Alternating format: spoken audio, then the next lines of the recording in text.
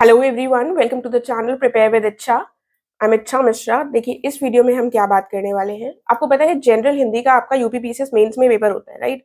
तो उसी के बारे में हम डिटेल से डिस्कस करेंगे और थोड़ा मैं बताऊंगी कि कैसे मैंने चीज़ों को किया है और कैसे आप कर सकते हैं, राइट? और इस टाइम पर जब आपके पास 2 महीने हैं, 3 महीने हैं एग्जाम को, 4 महीने हैं, अभी एग्जैक्ट डेट नहीं पता है, तो आपको कैसे स्ट्रैटेजाइज करना चाहिए कि आपको हिंदी को अभी इंपॉर्टेंस देनी चाहिए, क्या करना चाहिए। तो इसी पर डिटेल से चर्चा करेंगे। तो मैं अपने नोट्स भी दिखाने का प्रयास करूंगी कैसे मैंने हिंदी को प्रिपेयर किया है, कैसे मैंने पढ़ा है, राइट? क्योंकि बच्चों को बहुत उत्सुकता रहती है कि आपने कैसे किया है, राइट? लेकिन नोट्स हमें हमेशा अपने ही बनाने चाहिए। ऐसा नहीं है कि मैं देना नहीं चाहती हूँ या कुछ ऐसा है, लेकिन जब आप खुद बनाते हैं ना तो आधी चीजें आपको बनाते बनाते लर्न हो जाती है। दूसरे के नोट्स पढ़ने में आपको एफर्ट्स करने पड़ते हैं, राइट? चलिए वापस आ जाते हैं, बात कर लेते हैं हिंदी की। ठीक है, तो थोड़ा सा आउटलाइन दे देती हूँ कि हिंदी का पेपर जो जनरल हिंदी का होता है वो कैसा होता है। जिसको नहीं पता है वो सुन सकता है, जिसको पता है वो थोड़ा सा 1 मिनट वीडियो को फॉरवर्ड कर सकते हैं। देखिए, 150 क्वेश्चन, सॉरी 150 मार्क्स का पेपर होता है। ठीक है, 150 मार्क्स में आपके 2 गद्यांश आते हैं। 2 गद्यांश जो है वो 60 मार्क्स के हैं, यानी कि 30 मार्क्स का एक और दूसरा 30 मार्क्स का, राइट? और जो ये गद्यांश है इसमें आपसे भावार्थ पूछा जाएगा, संक्षेपण पूछा जाएगा, रेखांकित पंक्तियों का अर्थ पूछा जाएगा। ठीक है, तो 150 में 60 मार्क्स इसके लिए है। ठीक है, 20 मार्क्स का आपको पत्र लेखन करना होता है। पत्र लेखन क्या है? पत्र लेखन में अध्यादेश होता है एंड इसके अलावा परिपत्र और डिफरेंट वेराइटी ऑफ पत्र लेखन होगा, वो इसके अंतर्गत आता है। 2 आपसे वो पूछे जाते हैं। ठीक है, 40 मार्क्स की हमारे पास वोकैबुलरी आती है, जिसमें आता है विलोम, उपसर्ग प्रत्यय एंड अनेक शब्दों के लिए एक शब्द और वर्तनी शुद्ध वाला की मात्राएं जिसमें हमको शुद्ध करनी होती है। ठीक है, ये हो गया 40 मार्क्स का। तो कितना हो गया? 60, 20, 80, 80 और 40, 120, बचे हमारे 30 मार्क्स। 30 मार्क्स आता है लोकोक्ति और मुहावरे। ठीक है, लोकोक्ति और मुहावरे में आपको अर्थ भी लिखना है और उनके साथ उसका सेंटेंस भी फ्रेम करना है। ठीक है, तो एक ओवरव्यू आपके सामने हो गया है कि हिंदी का पेपर, जनरल हिंदी का पेपर होता है वो कैसा होता है। ठीक है, तो अब इसको आप इसके लिए कैसे स्ट्रैटेजाइज कर सकते हैं, आप कैसे इसको पढ़ सकते हैं, उसके बारे में डिस्कस करेंगे। उससे पहले सोर्सेस की बात कर लेते हैं। ठीक है, सोर्सेस को बताने से पहले एक चीज और मैं बता दूं कि अगर आप हिंदी मीडियम के हैं या इंग्लिश मीडियम के, तो घबराने की जरूरत नहीं है, क्योंकि पेपर इतना टफ नहीं होता है कि हम कर ना पाए। क्योंकि हिंदी, अगर हम यूपी के हैं तो हिंदी बोलचाल तो लेते हैं ना, तो ऐसा नहीं आता कि भाई बहुत ज्यादा क्लिष्ट हिंदी आती हो। नॉर्मल अगर आप एवरेज एफर्ट्स करते हैं और आप एवरेज बच्चे रहे हैं हिंदी में, तो आपके लिए वो ईजी रहेगा, राइट? तो जो हिंदी मीडियम का बच्चा है उसको ज्यादा ओवर कॉन्फिडेंट होने की जरूरत नहीं है कि मैं सब कुछ कर लूंगा। पढ़ना पड़ेगा, आपको भी चीजें रिवाइज करनी पड़ेगी अनटिल अनलेस आप एकदम ही एक्स्ट्रा ऑर्डिनरी हैं। और जो इंग्लिश मीडियम का बच्चा है वो थोड़े से एफर्ट्स कर कर ठीक ठाक मार्क्स ला सकता है। तो अब मैंने डिसेंट मार्क्स लिखे हैं थंबनेल में, तो मुझसे बच्चे पूछेंगे कि आपके कितने मार्क्स रहे हैं। तो जितने बार भी मैंने इंटरव्यू दिया है तो मेरे 90-95 के लगभग लगभग ही मार्क्स रहे। ठीक है, तो ऐसा नहीं है कि मैं 110 मार्क्स ले आई हूँ या 114 जहां तक हाईएस्ट गए हैं, उतने मार्क्स नहीं आए मेरे। लेकिन as an English medium student मुझे लगता है इतने मार्क्स ठीक है। ठीक है, क्योंकि लोगों के 70-75 भी आते हैं, राइट? तो अब बात कर लेते हैं सोर्सेस की। ठीक है, सबसे पहले मैं सोर्सेस बताऊंगी, फिर मैं अपने नोट्स पर आऊंगी। सोर्सेस में जो सबसे इंपॉर्टेंट सोर्स आता है हमारा, वो आ जाता है पीवाईक्यूज। पीवाईक्यूज जो है वो बहुत इंपॉर्टेंट है। पीवाईक्यूज में जो आपको यूपीपीसीएस के मेंस के पेपर हुए वो तो करने ही है, साथ में यूपीपीसीएस के द्वारा कोई भी दूसरा पेपर करवाया गया हो जिसमें ये चीजें आती हो, विलोम आते हो, उपसर्ग प्रत्यय आता हो, अनेक शब्दों के लिए एक शब्द आता हो, वो भी आपको देखना हो। ठीक है, जैसे आरओ यारो में अगर पूछा जाता है या फिर प्रीलिम्स में पूछा जाता है। ठीक है, तो ये बहुत इंपॉर्टेंट है कि हम पीवाईक्यूज को देखते हुए चलें, क्योंकि कई बार यूपीपीसीएस में रिपीट हो जाता है। देन दूसरी चीज आती है एक कोई बुक। ठीक है, जो बुक है वो मैंने जो रेफर की है वो है हरदेव बहारी की ये वाली बुक, राइट? एंड इसके अलावा जो ऑप्शंस है मार्केट में, वो पीएन पांडे की भी एक अच्छी अच्छी किताब है। इस बुक से मैंने सिर्फ वोकैबुलरी वाला पोर्शन ही पढ़ा है। ठीक है, ऐसा नहीं है कि मैंने पूरी बुक पढ़ ली है, सिर्फ वोकैबुलरी के जो 4-5 पॉइंट्स बताए, मुहावरे लोकोक्ति, वही मैंने इससे प्रिपेयर किया है। आप लोग भी उसी को प्रिपेयर कीजिए। बुक को मोटी देखकर घबराना नहीं है कि पूरी पढ़नी पड़ेगी, क्या पूरा नहीं पढ़ना है।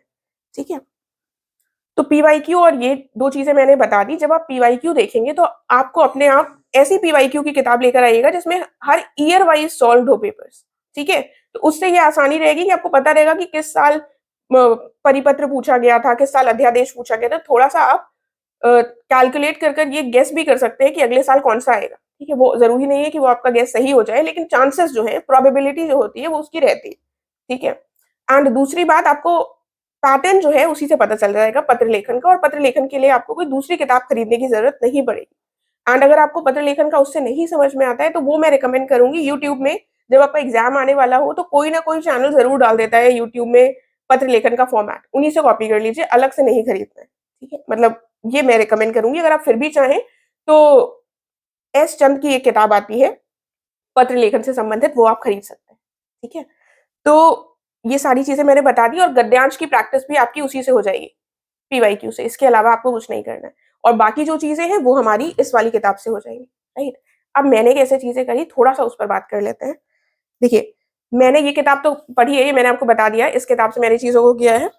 इसके अलावा मैंने एक ये पीवाईक्यू की किताब खरीदी थी, बहुत पुरानी है, अब मैंने कवर किया था। ये किताब है प्रयाग पब्लिकेशंस की। ठीक है, प्रयाग पब्लिकेशन की किताब है, और इसमें इन्होंने उत्तरांचल और उत्तर प्रदेश दोनों के जनरल हिंदी के पेपर दिए हुए। ठीक है, तो इस किताब के बाद से सारे मेंस मैंने खुद ही दिए हैं, तो पेपर्स मुझे उसकी जरूरत नहीं पड़ी।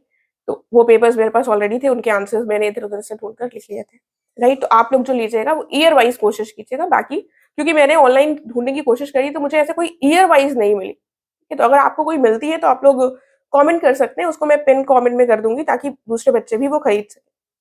ठीक है, तो इससे मैंने सारी जो भी पेपर्स हैं वो अटेम्प्ट किए थे, तो उससे मेरे पीवाईक्यू की सारा विलोम वगैरह जितना भी वोकैबुलरी था वो हो गया। गद्यांश भी थोड़ी सी प्रैक्टिस करने की कोशिश की थी। देन ये देखिए, ऐसे मैंने, समझ में आ रहा है आप लोगों को, देखिए ऐसे करके मैंने पत्र लेखन को शॉर्ट में कर कर लिख रखा था ताकि मुझे याद हो जाए। अब कुछ ऐसे होते जैसे आपने सारे लर्न कर लिए अनेक शब्दों के लिए एक शब्द, लेकिन कुछ बहुत कंफ्यूजिंग होते हैं। जैसे कि हो गया हमारा जिगिशा, जिगिशु, जिजीविशा, जिजीविशु। ठीक है, और मुमुक्षु, मुमूर्षा, ये वाले जो शब्द है, सिर्फ यही वाले जो एकदम क्लिष्ट जो होते हैं वो यहाँ पर आपको लिखे दिख जाएंगे। ठीक है, लिखना बहुत जरूरी है क्योंकि यहाँ पर आपको एमसीक्यूज नहीं मिलेंगे। यहाँ पर आपको जो याद आएगा वो लिखना पड़ेगा, और मात्राएं भी सही होनी चाहिए। मात्रा गलत हो गई तो गलत हो जाएगा। राइट, तो अगर आप लोग पढ़ते हैं तो आप लोग थोड़ा सा लिख कर पढ़ने की कोशिश कीजिएगा। ठीक है, तो ये आप लोगों को समझ में आ गया होगा। ऐसे ही मैंने विलोम के लिए भी बना लिया था, ये मेरा एकदम एग्जाम से पहले वाला था कि जब मुझे एग्जाम के एक दिन पहले रिवाइज करना है तो सिर्फ यही रिवाइज करती थी। बाकी तो बहुत मोटी किताब है, लेकिन जो चीजें भूलता है इंसान वही केवल लिख लेता है। राइट, जो डिफिकल्ट डिफिकल्ट थे वो।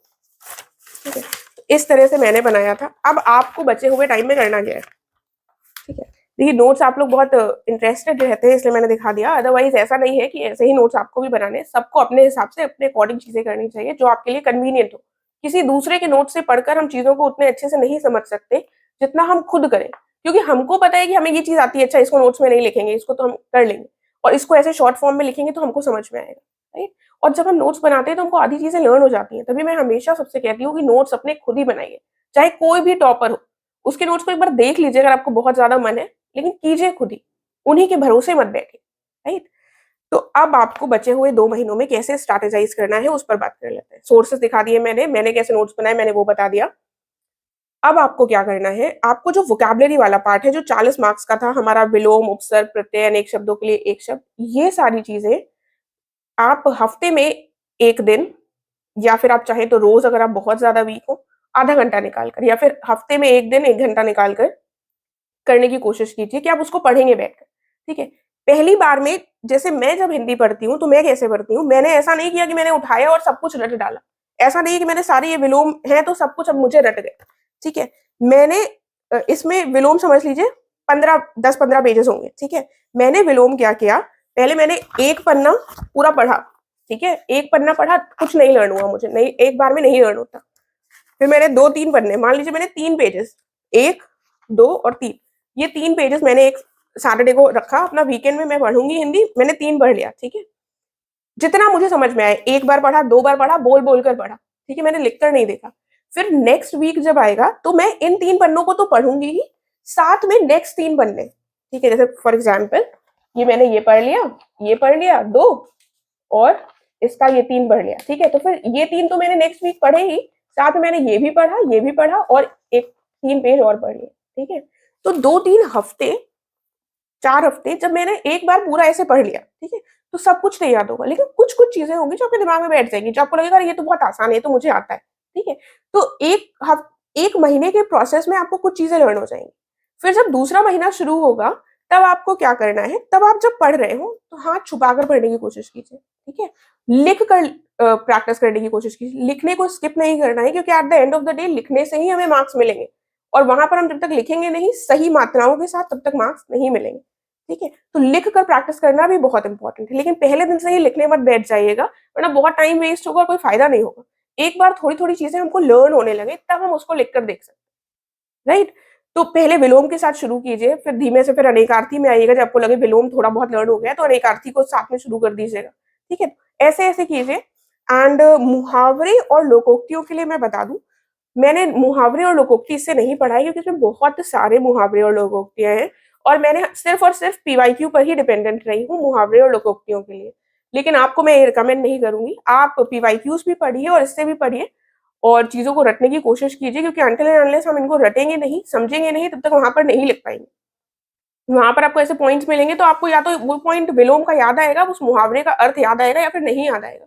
इसीलिए इस लेवल का रट लीजिए कि वहाँ पर आपको जैसे ही आप पेपर में देखें आप स्ट्राइक आपको कर जाए। कई बार क्या होता है मैं बताऊँ अपने पर्सनल एक्सपीरियंस से कि जैसे मैंने पेपर देखा, तो मुझे उस विलोम का अर्थ याद मुझे उसका विलोम याद था। लेकिन जब मैं उस क्वेश्चन पर आकर लिखने बैठी तो मैं उसको भूल गई। राइट? तो ये बहुत ज़्यादा डिसअपॉइंटिंग होता है, लगता है अरे यार! अभी तो याद था कैसे भूल गए? तो मैंने हमेशा क्या किया है जैसे पेपर आया जल्दी से जब खोलने को परमिशन दे देते हैं तो वहाँ पर छोटा-सा लिख लिया उसका अर्थ, क्योंकि मेरे साथ बहुत होता है कि लिखते वक़्त उसका आंसर भूल गए, पहले याद आ रहा था और विलोम वगैरह तो ऐसे रटने वाली चीज़ है कि आपको या तो याद आता है या तो नहीं आता, ठीक है? तो आपकी ये रटने की कैपेसिटी का चेकअप होगा कि आप कितना रट सकते हैं। एंड ये जैसे 10-10 मार्क्स के हैं तो इसमें आपको पूरे मार्क्स मिलेंगे। विलोम, उपसर्ग, प्रत्यय, अनेक शब्दों के लिए एक शब्द ये सब आपको पूरे-पूरे मार्क्स दिला सकते हैं। मतलब 40 मार्क्स आपके पक्के हो सकते हैं इससे। मुहावरों में भी 30 में आपको 25 मार्क्स एटलीस्ट मिल जाए, ठीक है? तो इसको तभी आपको पूरे मार्क्स मिलेंगे जब आप सही कर रहे हैं। इसीलिए इनको अभी से फोकस कीजिए। ये 40 मार्क्स की वोकैब्युलरी एंड जो हमारा लोकोक्ति और मुहावरे, राइट? गद्यांश और पत्र लेखन के लिए आपको अभी नहीं परेशान होना है। एक बार आपका प्रीलिम्स निकल जाता है, ठीक है? प्रीलिम्स निकलने के बाद जब आपको टाइम मिलेगा, उस टाइम में आपको ये चीज़ें देखनी होगी क्योंकि गद्यांश में आपको अलग से ऐसा कुछ नहीं करना है, थोड़ा-सा समझना पड़ेगा कि संक्षेपण और भावार्थ कैसे होता है और पत्र लेखन के लिए आपको स्ट्रक्चर रटने होंगे। वो अभी से रटने का कोई फ़ायदा नहीं है। वो जब एग्ज़ाम पास आएगा तो एग्ज़ाम के थोड़ा 15-20 दिन पहले या फिर प्रीलिम्स निकलने के तुरंत बाद भी आप कर सकते हैं कि आप उन फॉर्मेट को थोड़ा-थोड़ा टाइम देकर रटते हैं, ठीक है? तो आई होप आपके जनरल हिंदी से संबंधित जो भी कन्फ्यूजन्स होंगे वो दूर हो गए होंगे एंड अगर कोई भी क्वेश्चन हो तो आप मुझसे पूछ सकते हैं। इससे ज़्यादा हिंदी के लिए कुछ करने की ज़रूरत नहीं है। जितने ज़्यादा आप चीज़ों को रिवाइज़ करेंगे, उतने ज़्यादा आपके मार्क्स गेन करने के चांसेस होंगे, राइट? तो इसके साथ वीडियो को एंड करते हैं। इन केस आपको कोई क्वेश्चन हो तो आप कमेंट में पूछ सकते हैं और आप मुझसे कनेक्ट कर सकते हैं टेलीग्राम चैनल के माध्यम से, जहाँ पर आप अपने कोई क्वेश्चन हो तो वो भी वहाँ पर भी पूछ सकते हैं।